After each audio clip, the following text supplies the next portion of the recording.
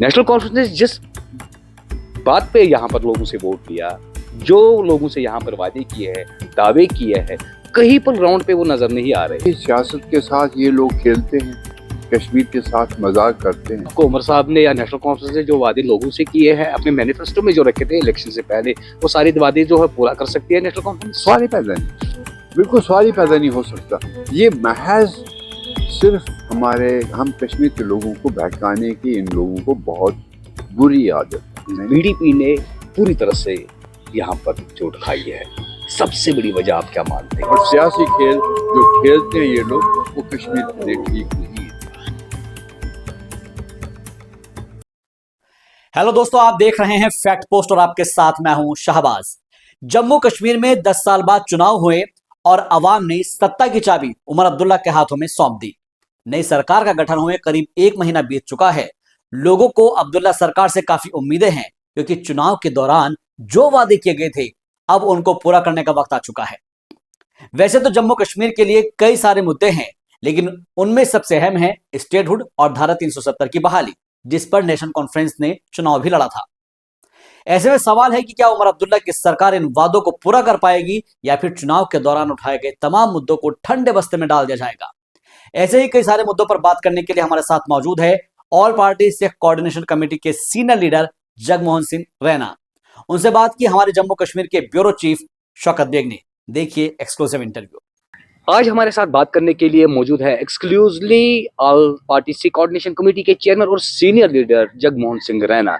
बात करेंगे एक्सक्लूसिवली आज इनसे जम्मू कश्मीर की सूरत हाल पे इनसे समझना चाहेंगे कि आखिर किस प्रकार की सूरत हाल अभी जम्मू कश्मीर में है। जगमोहन सिंह साहब, सबसे पहले खैर मकदम आपका करते हैं। थैंक यू सर, आपसे समझना चाहेंगे 10 साल के बाद जम्मू कश्मीर में इलेक्शंस हुए, नेशनल कॉन्फ्रेंस ने बड़ी अक्सरियत से श्रीनगर में कश्मीर में जीत अपनी दर्ज की। अगर बीजेपी की बात करें तो 29 सीटों पे ये लीड कर गए किया उन्होंने जो है जम्मू में।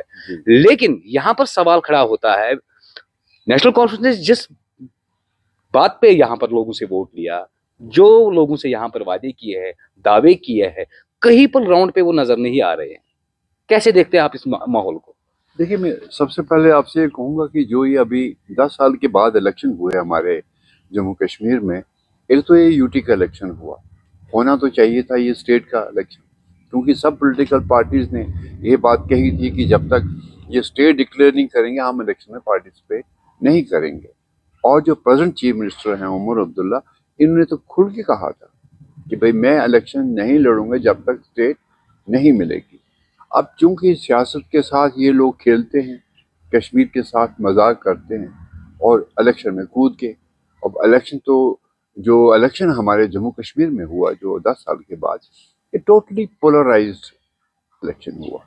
पोलराइज का मतलब ये है कि ये 2 हिस्सों में बंट गया कि जम्मू रीजन जो है वो बीजेपी को जिता के उन्होंने असेंबली में लोग भेज दिए, और कश्मीर रीजन जो है इन्होंने नेशनल कॉन्फ्रेंस को जिता के भेज दिया।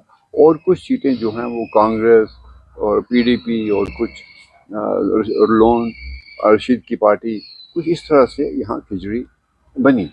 पर जो इन्होंने मुद्दे रखे, जिस बेस को लेके इन्होंने यहाँ लोगों को वोट मांगा है, वो एक ही चीज़ था, वो ये था कि हम आर्टिकल 370 रेस्टोर करेंगे, एंड सेकंड कि हम स्टेट को वापस लाएंगे।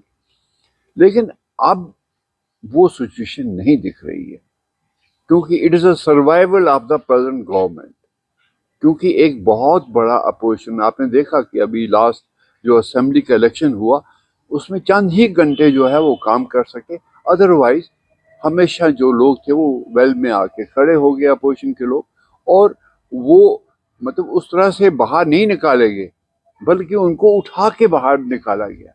तो उस बारीकी में आप जाइए कि कितनी रस्साकशी है इन दोनों रीजन के बीच में ओवर द इश्यूज। तो मुझे डर लगता है कि ये आइंदा इस स्टेट को कैसे चलाएंगे, और यहाँ के जो इश्यूज हैं, basic issues of the people of Kashmir, people of Jammu, उसको कैसे रिजॉल्व करेंगे। क्योंकि अगर कोई भी इशू ले लीजिए आप, आर्टिकल 370 ले लीजिए, जम्मू उसके लिए तैयार नहीं, तो कैसे। इन्होंने तो खैर असेंबली में हुकूमत इनकी बनी, इनके पास अक्सरियत थी, तो इन्होंने इलेक्शन जो है वो जीत लिया है। और उसमें भी अभी आप थोड़ा सा बारीकी में जाइए इन्होंने दो जो नेशनल कॉन्फ्रेंस ने रेजोल्यूशन मूव किया, दे डिड नॉट सेड कि साहब हमने आर्टिकल 370 को रिस्टोर करना है। उन्होंने कहा है special status of Kashmir to restore. There is a big confusion on the words. जबकि पीडीपी पर जो उनके हैं MLA, he move for article 370 and 35 restoration, और उसका भी रेजोल्यूशन उधर ही रहा, इनका भी रहा, लेकिन रेजोल्यूशन बाय जो गवर्नमेंट ने किया उसको पास इन्हें कर दिया, और पास करके गवर्नर को भेजा, गवर्नर ने उठा के दिल्ली भी भेज दिया। पर ये जो बेसिक चीजें हैं, इस वक्त सेंट्रल गवर्नमेंट जो है वो बीजेपी की है। उन्होंने एक बहुत ही बड़ा कदम ये उठाया था, जो आर्टिकल 370 को इन्होंने एब्रोगेट किया। ये कोई मामूली बात नहीं थी। बट आपने देखा कहीं कश्मीर के लोगों का रिएक्शन हुआ उस time? Though it was curfew was impose, security forces हर गली गली में थी, बट उसके बाद भी हो सकता था रिएक्शन अगर रियली लोग पॉलिटिकल पार्टी चाहती थी। But there was an understanding.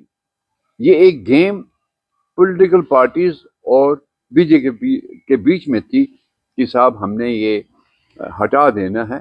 और उसमें मुझे लगता है, क्योंकि आपको याद होगा कि जब प्राइम मिनिस्टर ने जिस रात को ये उठाना था, उससे एक दिन पहले हमारे जो doctor Farooq Abdullah national conference के प्रेसिडेंट, उनके साथ उमर अब्दुल्ला थे और मसूदी साहब जो एमपी थे, वो तीन आदमी इनके साथ शाम को घर में बात करते हैं। हर आदमी ने यहाँ कश्मीर में बात की है, ये मंची खबर क्या, understanding, there is understanding between these people.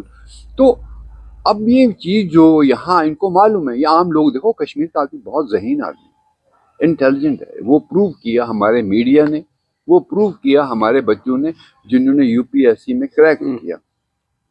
उनको ये बोलते हैं हम एब्रोगेट करेंगे। Who is going to abrogate? ना, who is going to restore? It is the parliament. And do you think कि पार्लियामेंट में कभी कश्मीर के लोगों की अक्सरियत आ सकती है? कभी नहीं आ सकती। तो कांग्रेस का खड़गे ने भी कल इस पर बयान दे दिया, जिस पर काफी यहाँ बवाल हो गया कि he was not also in favour of article 370। तो किसके भरोसे से ये पार्लियामेंट में इसको पास करेंगे और वापस रिस्टोर करेंगे? बट ये सब चीज़ें जो हैं, ये कश्मीर के नौजवानों को फिर एक धकेलने की कोशिश की जा रही है आगे। पहले भी 30 साल लोग यहाँ पर बहुत जुल्म सतम जो सिया, लोग यहाँ मतलब मारे गए, मतलब क्या नहीं देखा। और डेवलपमेंट जो थी वो तो कहीं दिखी ही नहीं, वो तो बिल्कुल पीछे चले गए। हम बाकी स्टेट से एकदम बहुत पीछे चले गए, क्योंकि यहाँ काम नहीं हुआ, यहाँ कुछ भी नहीं कर सकी, ना सरकार कर सकी, ना एडमिनिस्ट्रेशन कर सकी। दावे बहुत किए, हमारी सेंट्रल सरकार ने दावे किए। उस वक्त जो हमारी गवर्नर यहाँ रहे कुछ देर, आपने देखा कि गवर्नर भी मलिक और वो कैसे कैसी बातें यहाँ करके गए। अब मैं उस पर ज्यादा जिक्र नहीं करूंगा कि there is always clash between centre and state on issue, basic issues of the Kashmir. तो क्या लगता है आपको, उमर साहब ने या नेशनल कॉन्फ्रेंस ने जो वादे लोगों से किए हैं अपने मैनिफेस्टो में जो रखे थे इलेक्शन से पहले, वो सारी वादे जो है पूरा कर सकती है नेशनल कॉन्फ्रेंस? सवाल ही पैदा नहीं, बिल्कुल सवाल ही पैदा नहीं हो सकता। ये महज सिर्फ हम कश्मीर के लोगों को बहकाने की इन लोगों को बहुत बुरी आदत है। मैं नहीं कहूँगा कि कोई अच्छी आदत है, ये बहुत बुरी आदत है। लोगों को बहका के बेचारे सीधे साधे लोग फिर उसकी तरफ चले गए, अरे हमको आर्टिकल 370 आएगा, ये आएगा। बट साफ कहें, अगर इनमें जरूरत है साफ कहें कि साहब हम यहाँ के नौजवानों के लिए फ्यूचर बनाएंगे, हम उनको एक जो पिछले 30 साल में रहे हैं, हम उनको उससे बाहर निकालेंगे, तो कोई बात सही होगी, एक अप्रिसिएशन उसका आम आदमी करेगा। पर ये लोग फिर झूठी बातें रखकर लोगों में फिर एक इंतशार पैदा करने की कोशिश कर रहे हैं, जिसका फायदा हमारे आसपास के देश जो हैं वो उसका नाजायज फायदा उठाते हैं। वो फिर वही उसी हाल में इन लोगों को फिर डालने की कोशिश कर रहे हैं। आपने देखा होगा पिछले कुछ दिनों से यहाँ बड़े मैसिव अटैक हुए, टनल जो बनाते हो वहां पर 7 आदमी मारे गगनगिरी। आप राजौरी के एरिया में देखिए, फौज के ऊपर अटैक। हमारे यहाँ पे लेबर जो बाहर की थी उनको मारा गया। अभी और क्या क्या होगा। बट ये है कि मैं नहीं कहूँगा कि इसमें सारा हाथ अक्रॉस द बॉर्डर के लोगों का है, ये साजिशें एजेंसीज भी करती हैं। पर ये हमारे कश्मीर के लोगों के लिए ठीक नहीं है, क्योंकि फ्यूचर ऑफ यूथ जो है ऑलरेडी 30-40 साल में डार्क हो गया, और अब कितनी देर ये सब लोग सहेंगे। अगर इन लोगों को कश्मीर के ताईं कुछ सोच होती तो ये कहते कि साहब हम यहाँ साफ पानी देने की कोशिश करेंगे, जो लोग गंदा पानी पी रहे जो बेसिक फैसिलिटीज हमें यहाँ जरूरत है। जी, जो बिजली की बात है यहाँ पर, हमारी यहाँ से कितने प्रोजेक्ट जो बिजली बना रहे हैं वो बाहर जा रही है, तो ये सेंटर के साथ एक अच्छा माहौल पैदा करें कि साहब हमें इसका 35% शेयर दी, जो बिजली हमसे बाहर जा रही है, तो कम से कम हमारा अनएम्प्लॉयमेंट आदमी भी उसमें जाएगा, जो अनएम्प्लॉयड यूथ है वो भी इसमें जाएगा। तो आम लोगों के बीच में एक मतलब कन्फ्लिक्ट पैदा होगा।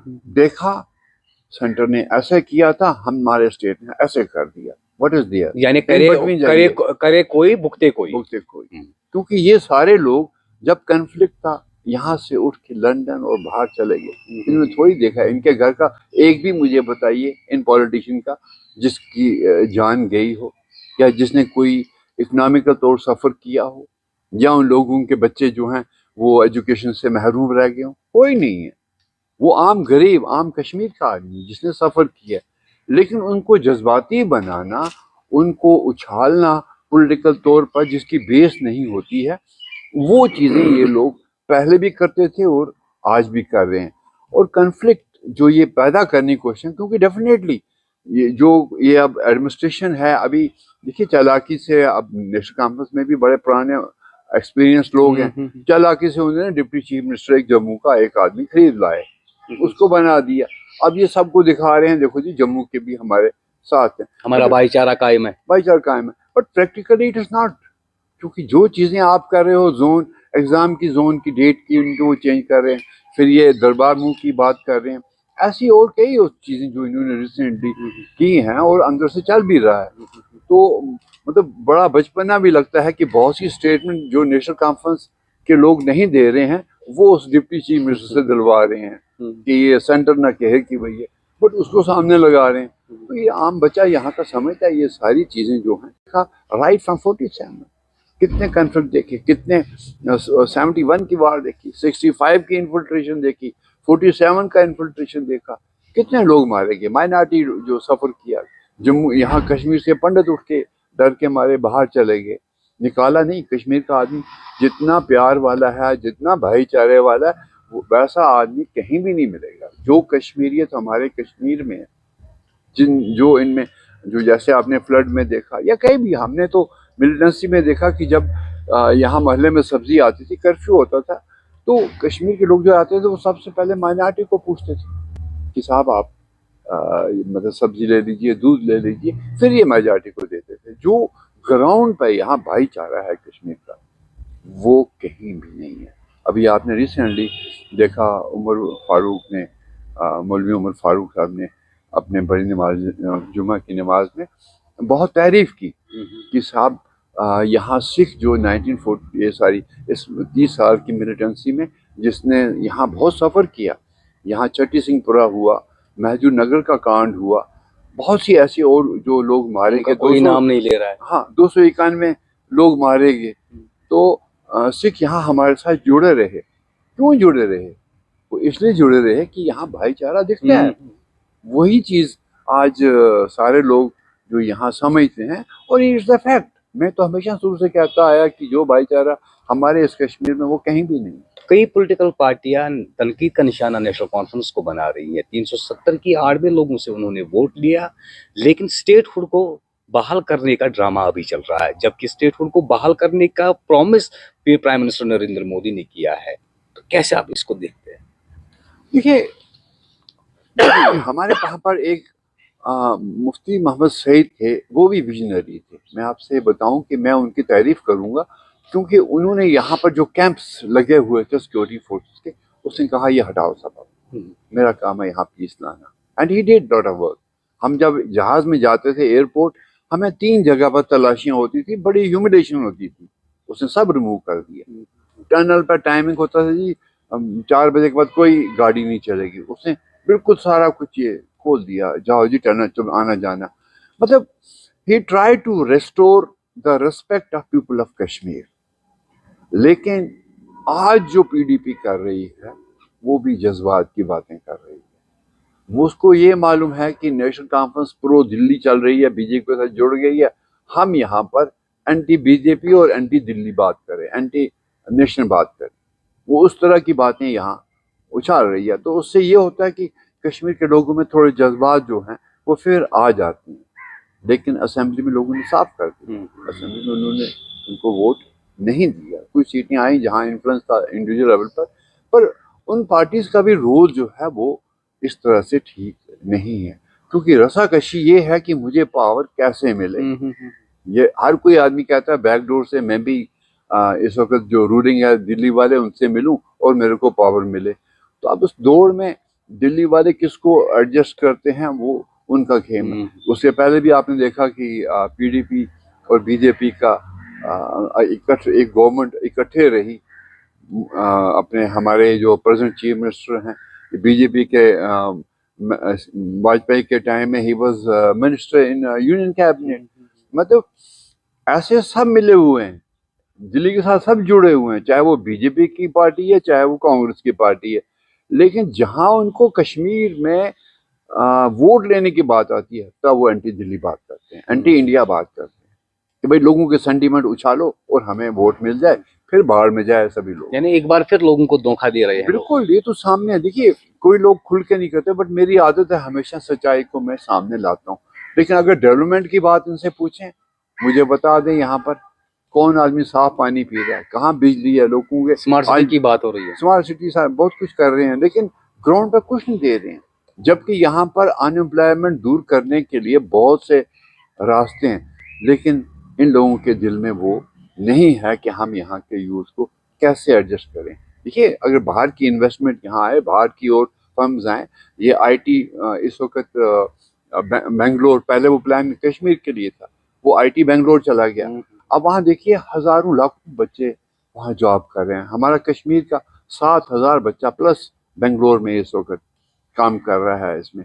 अगर वो आईटी हमारे यहाँ आया होता, इन्होंने कहा था कि जो एचएमटी की जगह है यहाँ पर बहुत बड़ी जगह है, वो फैक्ट्री बंद हो गई तो वहाँ आईटी इसका बना लेते तो सारे बच्चे हमारे यहाँ लग जाते। तो इस लिहाजा हम बहुत बच्चे बड़े टैलेंटेड हैं, बड़े ज़हीन हैं, लेकिन उनकी यूटिलिटी जो है वो प्रोवोकेशन की तरफ मतलब धकेल दी जाती है, बजाय उनकी एनर्जी को यूटिलाइज करें और उनके इसका। देखिए हमारे जर्नलिस्ट फ्रेंड जो हमारे बहुत से नेशनल मैगजीन, इंटरनेशनल मैगजीन में एडिटर्स हैं, मतलब वो इतना लोहा अपना मनवाया है कि वो मतलब जो ग्रुप्स हैं, न्यूज़ हाउस ग्रुप्स हैं, उन्होंने उनको एक बड़ी मुकाम दे दिया। वो क्यों दे दिया? क्योंकि उन्हें मालूम है कि इनके अंदर पोटेंशियल बहुत है। वही हाल आज मैं कश्मीर की बात करता हूँ। मैं बचपन से 50 साल से नौजवानों के साथ रहा हूँ। आई नो कि यहाँ के नौजवान में कितना पोटेंशियल है, बट मुझे बड़ा अफसोस है, I am fake end of my life. मैं आज ये सोच रहा हूँ कि कोई भी अच्छा लीडर इनको नहीं मिला। हाँ, शेख साहब वाज अ लीडर, जो विजनरी थे, उन्होंने एक सोच रखी, लेकिन उन्होंने फिर उनके जो कुछ साथी थे उन्होंने भी कन्फ्लिक्ट में डाल के रख दिया। मतलब ये रखा जी, मतलब हर तरह की जो आप पॉलिटिकल बातें उतनी करना, माहौल ऐसा नहीं है, मैं क्या करूं। बट ये है कि कोई अच्छा लीडर अभी नहीं है जो कश्मीर को इकोनॉमिकल डेवलपमेंट की ओर ले जाए। देखिए हमारा हैंडीक्राफ्ट कश्मीर का एक्सपोर्ट कितना है, उस पर हमारे देश को, कंट्री को फायदा उससे। यहाँ हमारे पास एग्जीबिशन ग्राउंड था जहाँ पर 179 शॉप्स, जिसमें कश्मीर का हर आर्ट जो था वो उसमें एग्जिबिट होता था। बाहर से लोग आते थे, वो एक दुकान में घुसते थे और 179 दुकान का राउंड करके परचेज करते थे, और उनको पता लगता था कि कश्मीर में शाल पर काम है, कश्मीर में तांबे का काम है, कश्मीर में वॉलनट का वुड का वर्क है, और क्या नहीं था यहाँ। लेकिन अब बहुत सी ऐसी जो हैंडीक्राफ्ट है वो या उसको शॉल या फिरन दिखता है, उसके बगैर बाकी चीज़ें नहीं दिखती।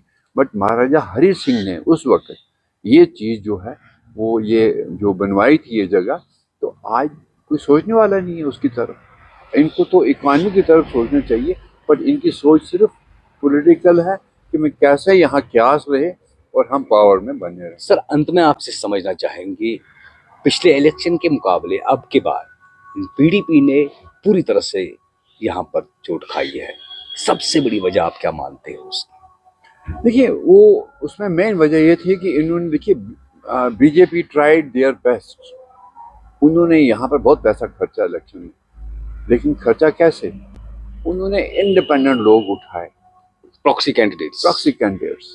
उनको ये आइडिया था कि ये हम 10-20 कैंडिडेट कहीं पैसा खर्च करके जिता लेंगे और जम्मू से हमें इतनी सीटें मिलनी है तो हम गवर्नमेंट में आ जाएंगे। यहाँ तक कि जैसे अल्ताफ बुखारी साहब की पार्टी, अपनी पार्टी, उसमें भी 20-22 एक्स एमएलए, एक्स मिनिस्टर्स जो बड़े एक्सपीरियंस पॉलिटिशियन थे, उनको भी दिल्ली ने इकट्ठा किया यहाँ पर, ताकि ये लोग कभी भी जीत के आ सकते हैं, क्योंकि बड़े मतलब एक्सपीरियंस लोग उस पार्टी में गए थे। लेकिन वो बिखर गया और आज उनको एक सीट भी नहीं मिल पाई। ये सब एक्सपेरिमेंट हमारे दिल्ली के थे। फिर सजाद लोन को भी उन्होंने ट्राई किया। सजाद लोन भी आपको मालूम है मुश्किल से वो अपनी एक सीट निकाल पाया। हालांकि वो जो साउथ कश्मीर था उसमें उसका अच्छा खासा इन्फ्लुएंस था, 4-5 सीटें आ सकती थी। उसके अलावा गुलाम नबी आज़ाद को भी प्राइम मिनिस्टर ने यहाँ भेजा पॉइंट किया, बिल्कुल, कि भाई तुम जाओ और काम करो। बड़ी बड़ी रैलियां हुई उनकी, जम्मू में हुई, यहाँ हुई, लेकिन आज़ाद साहब को पता लगा कि उनका खेल, सियासी खेल जो था वो दिल्ली बेस्ड था। कश्मीर में लोगों ने वोट नहीं दिया और अल्टीमेटली वो फिर पॉलिटिकल जैसे बहाना होता है कि मैं बीमार हो गया, मैं वो नहीं किया, बाहर चले गए, लेकिन कहीं ग्राउंड नहीं उनका, खाली हो गए, क्योंकि वो सियासत बाहर से लेके आए थे कश्मीर, यहाँ से नहीं गए। तो ऐसे माहौल में कश्मीर के लोगों ने ये फैसला किया। मैं आपसे बताऊं, एनसी को जो वोट मिला है वो एनसी के लोगों ने नहीं डाला। ये मैं जानता हूँ, सही बात, आप पूछ लीजिए किन लोगों से। उनको वोट इसलिए डाला गया कि कश्मीर के लोग बीजेपी के खिलाफ थे। उन्होंने कहा ये वोट बीजेपी के खिलाफ गया, बीजेपी वोट के खिलाफ गया। उसमें जो एनसी का वो कैंडिडेट नहीं था, उन्होंने कहा हमने बीजेपी को यहाँ नहीं जीतने देना, तो वोट डालो एनसी को। They didn't opted for PDP, क्योंकि पीडीपी का मालूम था कि ऑलरेडी बीजेपी के साथ हैंड ग्रोथ है दोनों। उन्होंने कहा इनको ट्राई करो, बट इन आम लोगों को ये मालूम नहीं था कि ऑलरेडी अंडरस्टैंडिंग एनसी और बीजेपी की ऑलरेडी थी।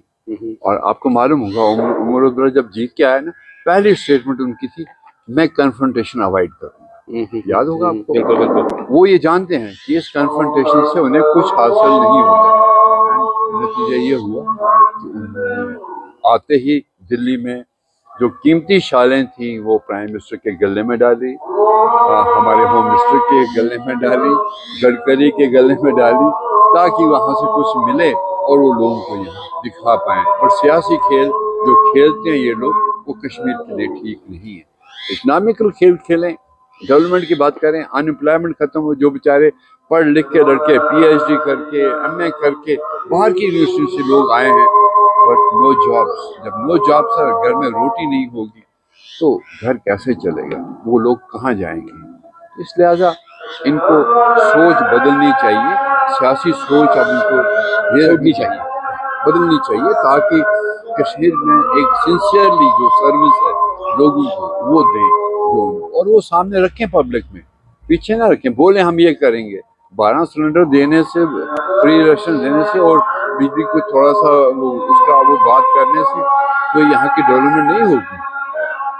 डेवलपमेंट तब होगी जब वो फ्यूचर ऑफ द यूथ वो नक्शा सामने रखें और रखें सिंसियरली। यहाँ बहुत स्कोप है। मैं तो कह रहा हूँ, अगर मेरे सामने, मैं हूँ, वो तो 2 बार चीफ मिनिस्टर रह चुके हैं, पार्लियामेंट मिनिस्टर रह चुके हैं, मेरे सामने डिबेट कर लें, आज चलेंगे। बहरहाल सिंह साहब, वक्त हमें इजाजत नहीं देते, हम इस चर्चा को और आगे बढ़ाए। इंशाल्लाह रहेगी जिंदगानी तो आगे भी और आपसे ये जानकारी लेंगे हम।